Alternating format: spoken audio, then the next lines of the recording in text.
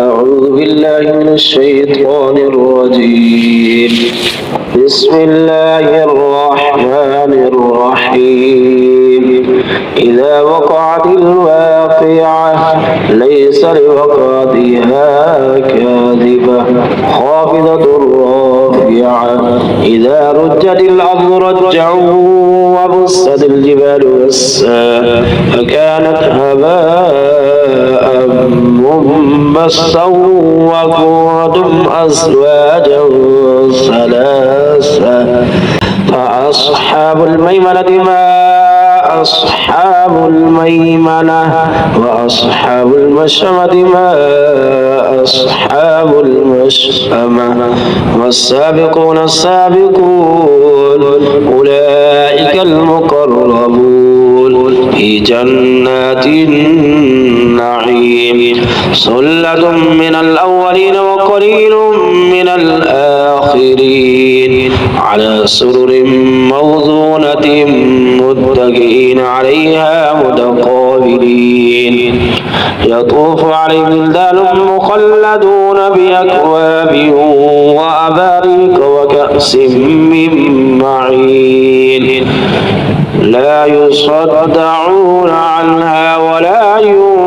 ينزفون وفاكهة مما يتخيرون ولحم طير مما يشتهون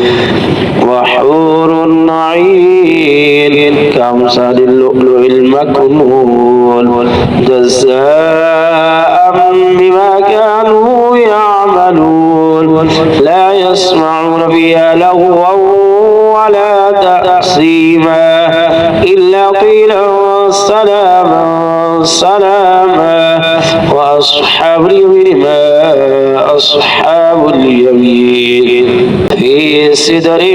مخضود وطلح منضود وظل ممدود وماء مسكوب وفاكهة كثيرة لا مقطوعة ولا ممنوعة وفرش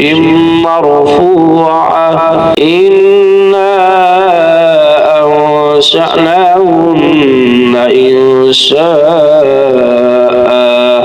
فجعلناهن أبكارا عربا أترابا لأصحاب اليمين ثلة من الأولين وثلة من الآخرين وأصحاب الشمال ما أصحاب الشمال في سموم وحميم وظل من يحموم لا بارد ولا كريم إنهم كانوا قبل ذلك مترفين وكانوا يصرون على الحنث العظيم وكانوا يقولون أئذا متنا وكنا ترابا وعظاما أئنا لمبعوثون أو آباؤنا الأولون قل إن الأولين والآخرين لمجموعون إلى ميقات يوم معلوم ثم إنكم أيها الضالون المكذبون لآكلون من شجر من زقوم فمالئون منها البطون فشاربون عليه من الحميم فشاربون شرب الهيم هذا نزلهم يوم الدين نحن خلقناكم فلولا تصدقون أفرأيتم ما تمنون أأنتم تخلقونه أم نحن الخالقون نحن قدرنا بينكم الموت وما نحن بمسبوقين على أن نبدل أمثالكم وننشئكم فيما لا تعلمون ولقد علمتم النشأة الأولى فلولا تذكرون أفرأيتم ما تحرثون أأنتم تزرعونه أم نحن الزارعون لو نشاء لجعلناه حطاما فظلتم تفكرون إنا لمغرمون بل نحن محرومون أفرأيتم الماء الذي تشربون أأنتم أنزلتموه من المزن أم نحن المنزلون لو نشاء جعلناه أجاجا فلولا تشكرون أفرأيتم النار التي تورون أأنتم أنشأتم شجرتها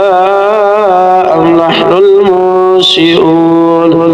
نحن جعلناها تذكرة ومتاعا للمقوين فسبح باسم ربك العظيم فلا أقسم بمواقع النجوم وإنه لقسم لو تعلمون عظيم إنه لقرآن كريم في كتاب مكنون لا يمسه إلا المطهرون تنزيل من رب العالمين أفبهذا الحديث أنتم مدهنون وتجعلون رزقكم أنكم تكذبون فلولا إذا بلغت الحلقوم وأنتم حينئذ تنظرون ونحن أقرب إليه منكم ولكن لا تبصرون ولولا إن كنتم غير مدينين ترجعونها إن كنتم صادقين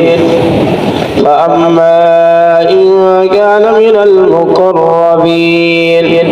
فروح وريحان وجنة نعيم وأما إن كان من أصحاب اليمين فسلام لك من أصحاب اليمين وأما إن كان من المكذبين الضالين